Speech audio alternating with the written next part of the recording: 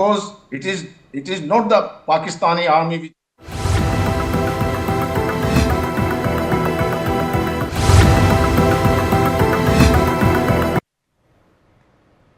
Hello and welcome. You're watching NewsX and I'm Megha Sharma.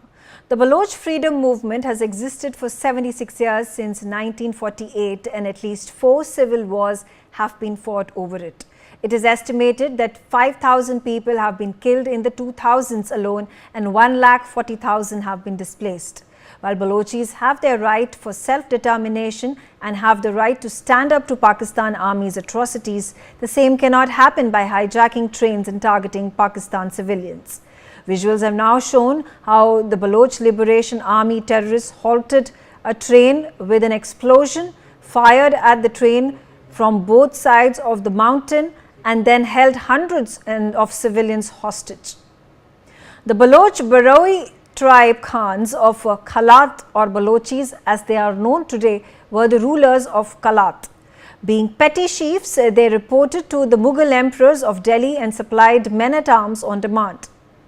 When Mughal power declined, Mir Abdullah rose to power and captured Makaran in west and Pishchin and Shorawak in the northeast.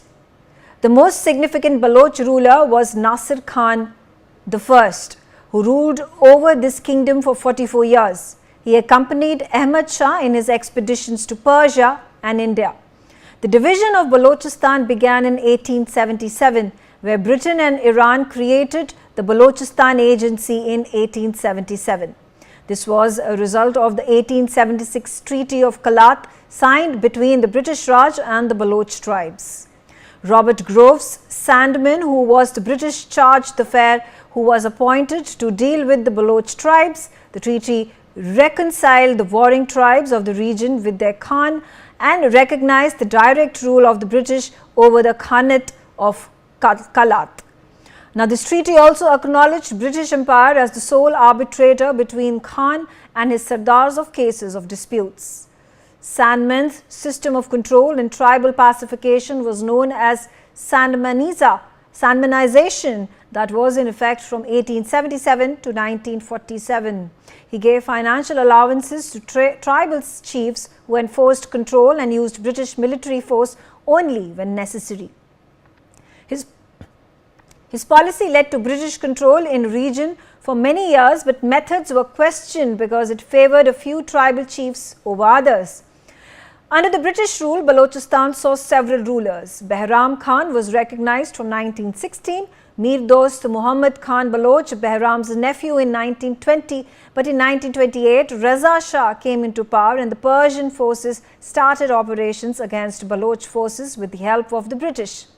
The Balochis were not content with the British and raised their voices against the occupation of western Balochistan by Persia at the Baloch Conference of Jakodabad in 1932. This was led by Yusuf Ali Khan Maksi and his party Anjuman Etihad Balochen, which cooperated with the Indian National Congress branch in Balochistan known as Anjumani Watan. In 1939, a local lawyer, Qazi Muhammad Isa, created the Balochistan Muslim League in Pishin at the mosque meeting. He gained membership of the Muslim League after the Pakistan Resolution. In July 1940 was when Liaquat Ali Khan became the president of Balochistan Provincial Muslim League and demanded political reforms in Balochistan. The next story is the most crucial in understanding the Baloch freedom movement. The Balochistan Agency, as it existed during the British, had 4 provinces: Kalat, Kharan, Lasbela and Makaran. During India's independence in 1947, Balochistan had the option of either joining India, merging with Pakistan or maintaining independence. 3 of the above mentioned provinces, Kalat, Kharan and Lasbela, were under the influence of Muhammad Ali Jinnah. Only Kalat under Khan Mir Ahmad Yar Khan opted for independence. The Khan of Kalat in 1946 had appointed Muhammad Ali Jinnah as his legal advisor to represent his case before the British Crown. In a meeting in Delhi on 4th of August 1947, which was attended by Lord Mountbatten, the Khan of Kalat and Nehru supported Khan's decision for independence. Jinnah insisted that Kharan also and Las Bela were to be merged with Kalat to form a complete Balochistan.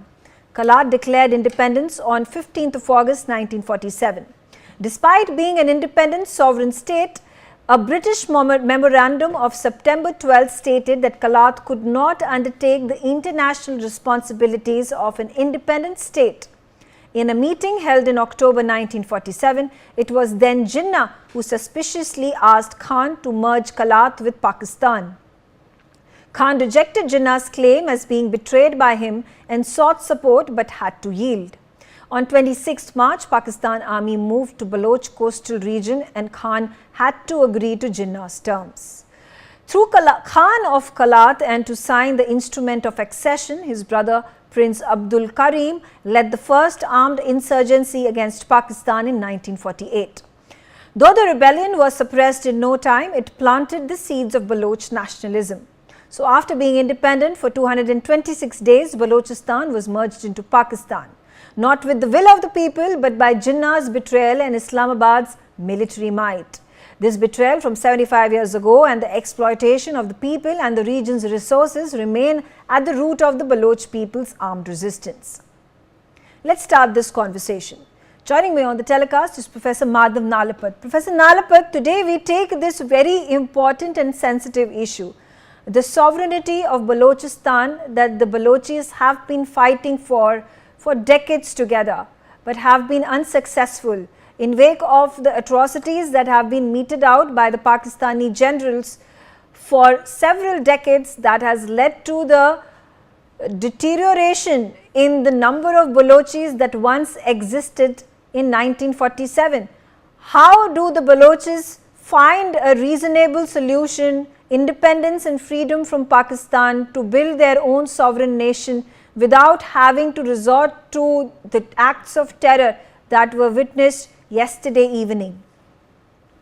Well, I'd like to point out that on 15th August 1947, India had by far the strongest army, and it's not only the Baloch, but also the Pashtuns, the Khudai Khidmatgars of Khan Abdul Ghaffar Khan. He was known as the Frontier Gandhi.